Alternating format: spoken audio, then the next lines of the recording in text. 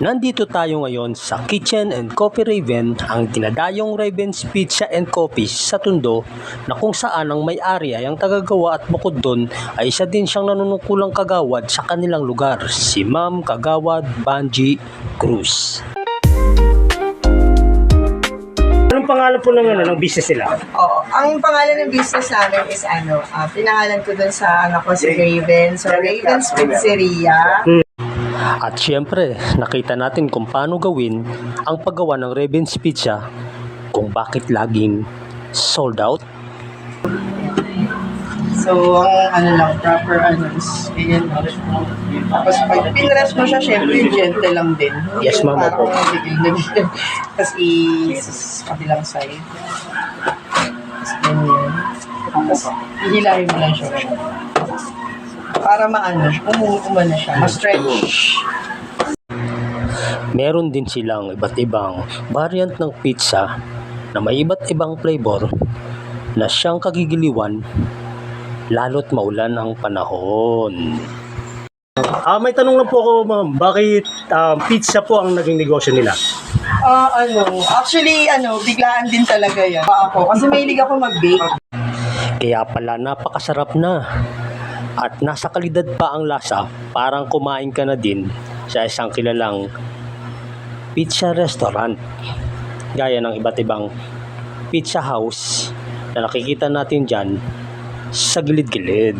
Ma'am, saan po kayo malolocate? Kasi po, napansin ko medyo ang hirap mapansin eh. Oo, tagun-tagun talaga kami. Located kami sa Sunog Apog, Gagalamin, R. Fernandez, Corner Road 2. Actually, ang pinaka-landmark niya is sa likod kami ng Laurel. Laurel. Papasok sa Sunog Apog. Opo, sako pa rin yung Tondo, ma'am. Tondo pa rin. Okay, ma'am. Maraming Barangay salamat po. 180. Kasi nakasulat siya sa inyo, Barangay 180. Kagawad Banji, gusto ko na po sanang tikman yung masarap na Raven Pizza po ninyo. Sige, James 2.0, chow mo na. Salamat po. Magandang gabi. Nandito tayo ngayon sa Raven's Pizza dito sa Tondo, Maynila. Ito nga po pala yung tinatawag na Raven's Pizza Madness sa halagang 280 pesos. Bali, nire-recommend ko po sa inyo itong pizza na to dahil napakaganda at napakasarap at talagang nasa quality po ang pagkakagawa niya. Tingnan niyo po. Ayan po. Kaya kung dadayo po kayo dito sa Tondo, nandiyan po sa comment section ang address nila kung paano sila puntahan dito at kung anong oras sila nagbubukas. Okay? So, titikman na natin itong tinatawag nilang Raven Pizza Madness.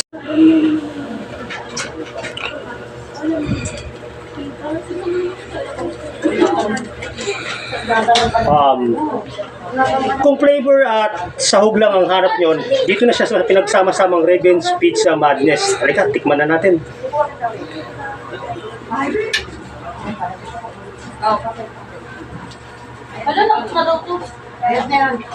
Ayos, masarap. Panalong panalo. Okay, isa ba?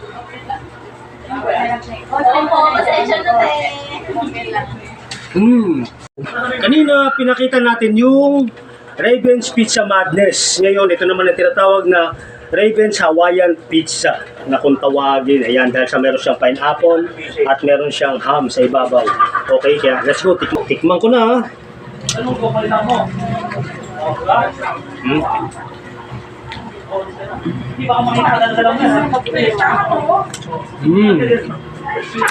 Ubusin men.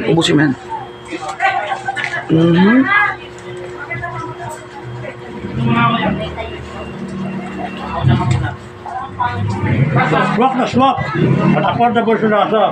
Panalo sa presyo. Kaya kukunin nyo. Raven's Pizza na. Ciao na.